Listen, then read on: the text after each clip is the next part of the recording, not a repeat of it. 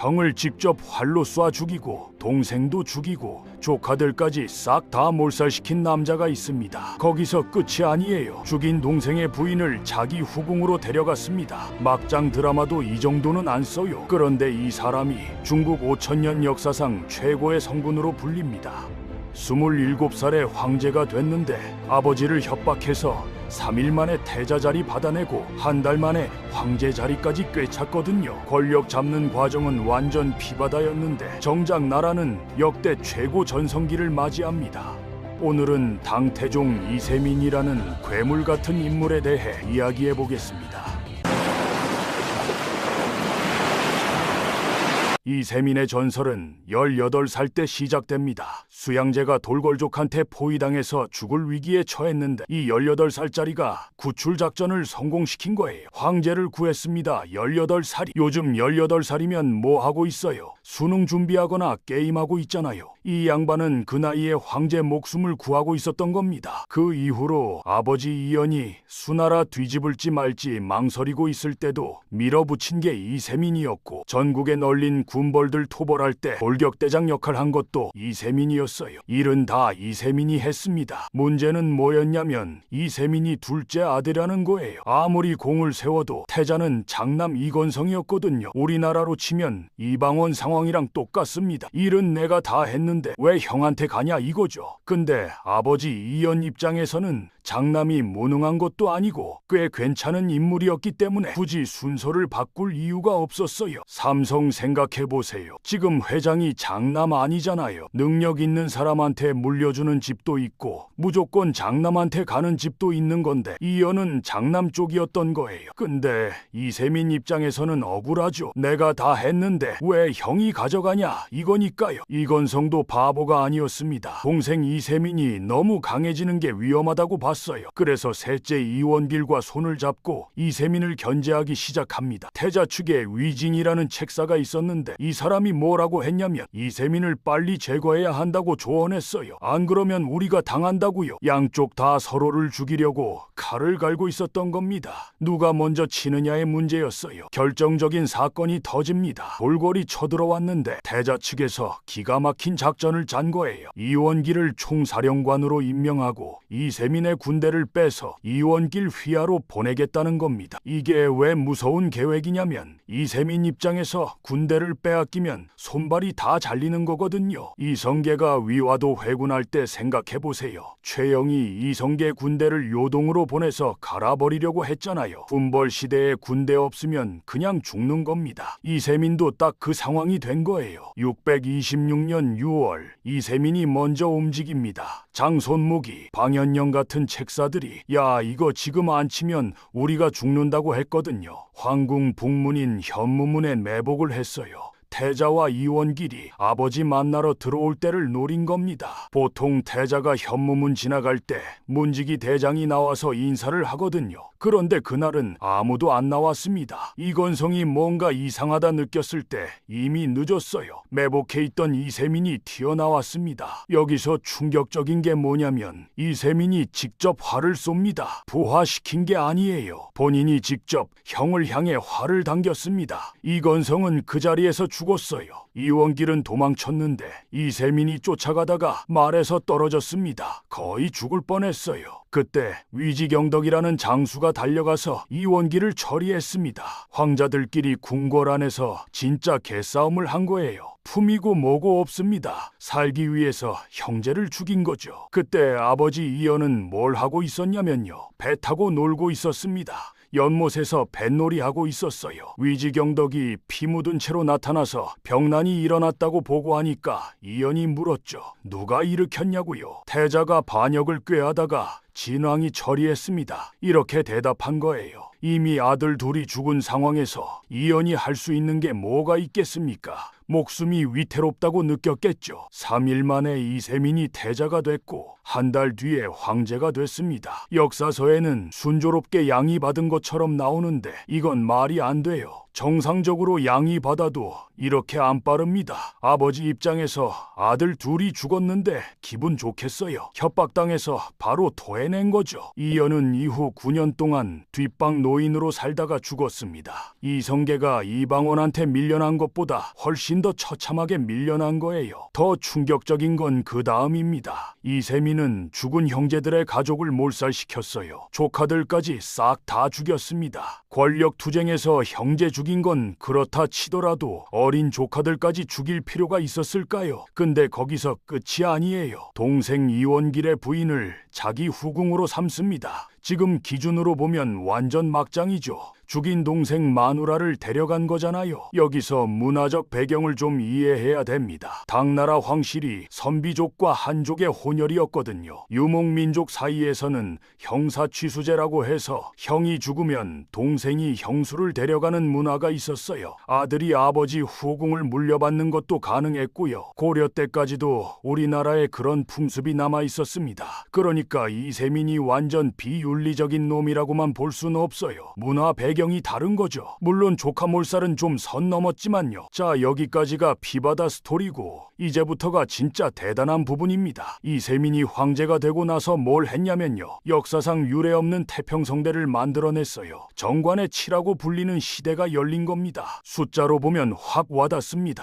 이세민이 황제가 됐을 때 당나라 인구가 약 1천만 명이었어요. 수나라 말기 전쟁 통해 인구가 반 토막 났거든요. 그런데 이세민 치세 23년 동안 인구가 3배로 늘어났습니다. 세금은 낮추고 인구는 폭발적으로 늘었다는 건 백성들이 먹고 살만했다는 뜻이에요. 더 놀라운 게 있어요. 정관 4년, 그러니까 이세민이 황제된 지 4년째 되던 해에 전국에서 사형 판결받은 죄수가 29명이었습니다. 전국에서요. 29명. 지금 우리나라 교도소에 몇 명 있는지 아세요? 5만 명 넘습니다. 인구 대비로 따져도 말이 안 되는 수치예요. 이게 뭘 의미하냐면 범죄 자체가 거의 없었다는 겁니다. 왜 범죄가 없었겠어요?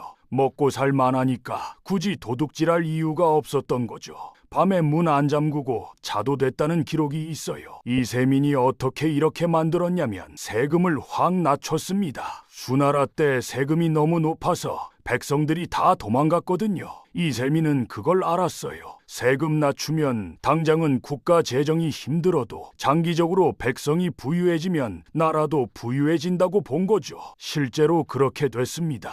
쌀 한 말 가격이 3전에서 5전 사이였는데 이게 역대 최저가예요. 물가가 이렇게 안정되니까 백성들이 자연스럽게 돈을 모을 수 있었고 경제가 폭발적으로 성장한 겁니다. 근데 정치는 진짜 잘했어요. 현무문의 변 때 자기 죽이려고 했던 위진 있잖아요. 태자 측 책사였던 그 사람 이세민이 뭘 했냐면 용서하고 재상으로 삼았습니다. 미쳤죠? 저 사람이 나 죽이려고 작전 짰던 놈인데 능력 있으니까 그냥 쓴 거예요. 관중이라는 사람 아세요? 제 나라 황공 허리띠에 화살 쏜 사람이었는데 나중에 황공이 그 사람을 재상으로 썼거든요. 이세민도 똑같은 겁니다.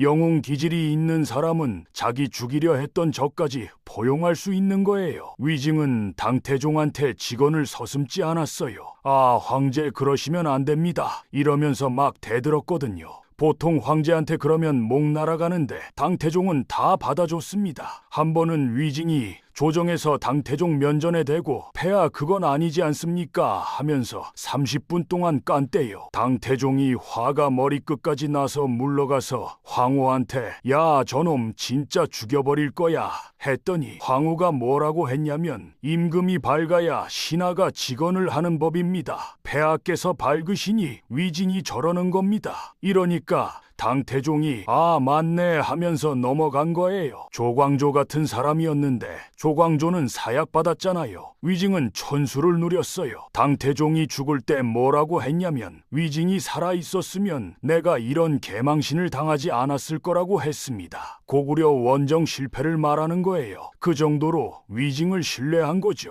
위징만 그런 게 아니에요. 방연영, 두여회, 장손무기 같은 명신들이 다 이 시대 사람들입니다. 이세민이 인재를 알아보는 눈이 있었고 알아본 인재를 제대로 쓸 줄 알았던 거예요. 당태종 시대의 특징 중 하나가 호환체제라는 건데 한족과 유목민족을 섞어서 통치한 거예요. 천자는 중국식 황제 칭호고 가한은 유목민족 왕 칭호인데 당태종은 천가한이라고 불렸습니다. 둘 다 내가 대장이라는 뜻이죠. 이렇게 융합 정책을 펼쳤기 때문에 당나라가 세계 최강국이 될 수 있었어요. 외국인 차별도 상대적으로 적어서 안록산 같은 이민족 출신도 절도사까지 올라갔고 최치원 같은 신라 사람이 당나라에서 과거 급제할 수 있었던 것도 이런 분위기 때문이었습니다. 영토도 역대 최대였어요. 서쪽으로는 중앙아시아까지, 북쪽으로는 몽골 초원까지, 동쪽으로는 한반도까지 영향력을 미쳤습니다. 실크로드를 완전히 장악해서 동서무역의 이익을 독점했고 장안이 세계 최대 도시가 됐어요. 인구 10,000명이 넘었는데 그중 외국인이 10만 명이었습니다. 로마랑 비교하는 사람들이 있는데 그때 로마는 이미 기울고 있었어요. 당나라가 치솟을 때 로마는 내리막길이었던 겁니다. 객관적으로 당시 세계 최강국은 당나라였어요. 고구려 원정 얘기가 나왔으니까 잠깐 하자면 이세민이 안시성에서 눈 맞아 빠졌다는 얘기 들어보셨죠? 양만춘 장군이 쏘았다는 거요. 근데 이건 역사서에 없습니다. 카더라 통신이에요. 양만춘이라는 이름 자체도 기록에 없어요. 상식적으로 생각해보세요. 황제가 화살 맞을 거리에 있겠어요? 화살 사거리가 50m밖에 안 나가는데 황제는 중군에 있잖아요. 근데 이세민이 좀 나대는 스타일이라 앞에서 깝치다가 맞았을 수도 있긴 해요. 이 양반 성격이 가만히 뒤에 있는 스타일이 아니거든요. 재미있는 에피소드 하나 해드릴게요. 당태종이 평생 갖고 싶어 했던 게 왕희지의 난정서라는 글씨였어요. 천하제일행서라고 불리는 명품인데 어느 절에 변제라는 스님이 갖고 있었거든요. 황제가 직접 스님 불러서 물어봤습니다. 없습니다. 스님이 버텼어요. 황제가 물어보는데 없다고 버틴 거예요. 대단하죠. 그래서 이세민이 꾀를 냈어요. 소익이라는 신하를 보내서 스님과 친해지게 만든 겁니다. 소익이 절에 묵으면서 글씨 좋아하는 척하면서 자기도 좋은 거 갖고 있다고 보여줬더니 스님이 방심했어요. 우리 스승님한테 받은 보물이 있는데 하면서 숨겨둔 곳을 알려준 거죠. 그날 새벽에 소익이 훔쳐서 튀었습니다. 스님은 그걸 잃고 1년 만에 시름시름 앓다가 죽었어요. 스승의 유지를 지키지 못했다고 마음고생을 한 거죠. 이세민은 돈을 줬는데 스님한테는 의미가 없었던 거예요. 당태종이 죽을 때 아들한테 부탁했습니다. 난정서를 내 무덤에 넣어달라고요. 당고종 이치가 착한 애라 그렇게 해줬어요. 근데 이게 무슨 뜻인지 아세요? 내 무덤에 보물 있으니까 도굴해달라는 말이나 마찬가지입니다. 당나라가 1000년 만년 갔으면 괜찮았겠지만 5대 10국 시대에 도굴됐다는 기록이 있어요. 그래서 난정서 진품이 지금 어디 있는지 아무도 모릅니다. 이세민이라는 이름 때문에 웃긴 일이 생겼는데 세자를 함부로 쓸 수가 없게 된 거예요. 황제 이름에 들어간 글자는 비위라고 해서 모든 책에서 다른 글자로 바꿔야 했거든요. 관세음보살 아시죠? 그게 원래 이름인데 세자를 못 쓰니까 관음보살로 바뀐 거예요. 황제가 보살 이름까지 바꾼 겁니다. 황제 파워가 부처님보다 센 거죠. 당태종이 후계자 정할 때 재미있는 선택을 합니다. 센 아들 고르면 자기처럼 형제 죽일 수 있다고 생각한 거예요. 그래서 가장 착하고 순한 아들을 골랐습니다. 그게 당고종 이치인데 이 사람이 너무 착했어요. 마누라 말을 너무 잘 들었습니다. 그 마누라가 누구냐면 측천무후예요. 결국 당나라를 한번 뒤집어버리는 여자가 나온 거죠. 당태종이 센 아들 피하려다가 더 큰 문제를 만든 셈이에요. 27살에 황제가 됐고 형제 죽이고 아버지 협박하고 조카 몰살시킨 남자. 그런데 중국 역사상 가장 위대한 황제 중 한 명으로 불립니다. 사형수 29명, 쌀값 역대 최저, 인구 3배 증가, 영토 역대 최대. 숫자가 모든 걸 말해주죠. 창업보다 수성이 어렵다는 말을 남겼는데 창업 과정이 어땠는지는 본인이 제일 잘 알았겠죠. 피로 물든 시작이었지만 결과적으로 당나라를 세계 최강국으로 만든 인물, 그게 당태종 이세민입니다.